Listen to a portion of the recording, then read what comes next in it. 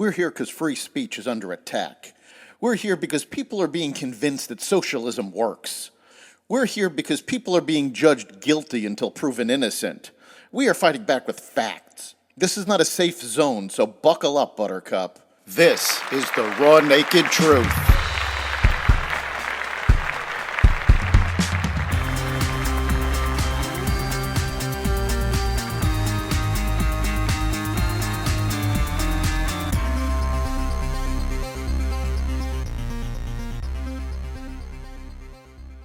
The NAACP plays politics. Debt talks continue. Bud Light beer going bad, and more. Welcome to the Raw Naked Truth. I'm your host, Eric Lopkin, and here's the news you need to know.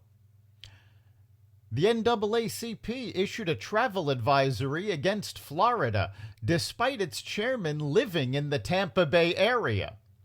Florida is openly hostile towards African Americans, people of color, and LGBTQ+ individuals, reads a formal advisory on the NAACP's website. Before traveling to Florida, please understand that the state of Florida devalues and marginalizes the contributions of and the challenges faced by African Americans and other communities of color. The ominous warning comes despite the fact that Leon W. Russell, who is the chairman of the NAACP Board of Directors, lives in the Tampa Bay area. According to Russell's Twitter profile, the NAACP leader currently lives in the Tampa Bay area, while his profile on the NAACP website lists numerous posts he has held for the organization within the state of Florida. The facts disprove the NAACP's claim. Florida actually has more black-owned businesses per capita than California does. Additionally, crime statistics show Florida is safer for African Americans than Illinois, California, or New York. In fact, the travel advisory is more likely to hurt the Walt Disney Company and Disney World than it will the state of Florida, as it attempts to discourage African American tourists. President Biden and House Speaker Kevin McCarthy wrapped up talks on raising the debt ceiling late Monday without a deal, but the two leaders said they had a productive discussion on a plan to avert an unprecedented catastrophic default. We reiterated once again that default is off the table, Biden said. Treasury Secretary Janet Yellen has warned it's highly likely the federal government will run short of money to pay the country's bills and default on some obligations as soon as June 1st. McCarthy said he expected to speak with Biden every day until they have an agreement.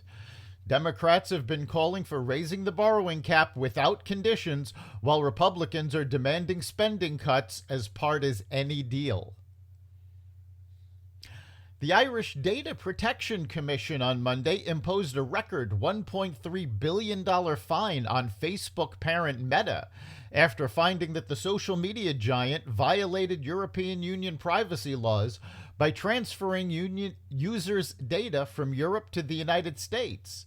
The commission ordered Meta to stop sending personal user data to the U.S. from the EU, which includes the EU and EU countries Iceland, Liechtenstein, and Norway.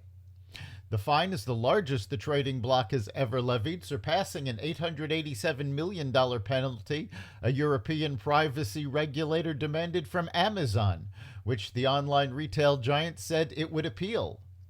Meta said the decision was flawed and unjustified, calling it a dangerous precedent that threatened many companies. Bud Light has reportedly informed wholesalers it would buy back unsold beer once it expires, as the company continues to face backlash from its polarizing pact with transgender influencer Dylan Mulvaney.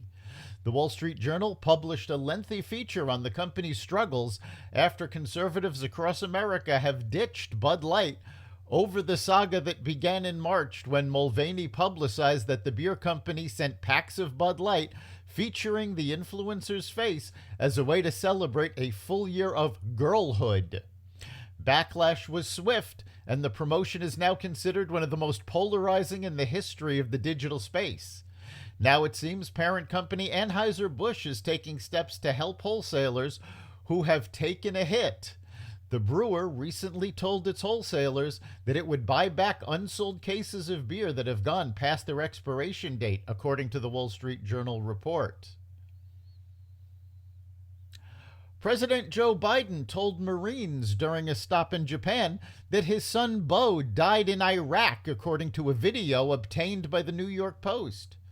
"My son was a major in the U.S. Army. We lost him in Iraq," the 80-year-old president said during an exchange with troops at Marine Corps Air Station in Iwakuni, Japan on Thursday. The president visited Japan this month for the G7 Leaders Summit. Biden's son Bo died of brain cancer in 2015 at the Walter Reed Military Hospital in Bethesda, Maryland. Biden is drawing criticism from media online, with even liberal outlet Daily Beast writing that the president has puzzlingly made similar statements about Bo several times in the past. The comments come as polls show the majority of Americans do not believe he is mentally fit to serve as president. That's the Raw Naked Truth. You can catch every episode of The Raw Naked Truth at xvadio.com/podcasts, the Apple Podcasts app, Google Podcasts, Spotify, iHeartRadio, Stitcher, Amazon Music, Audible, and other platforms that respect freedom of speech. We'll see you next time.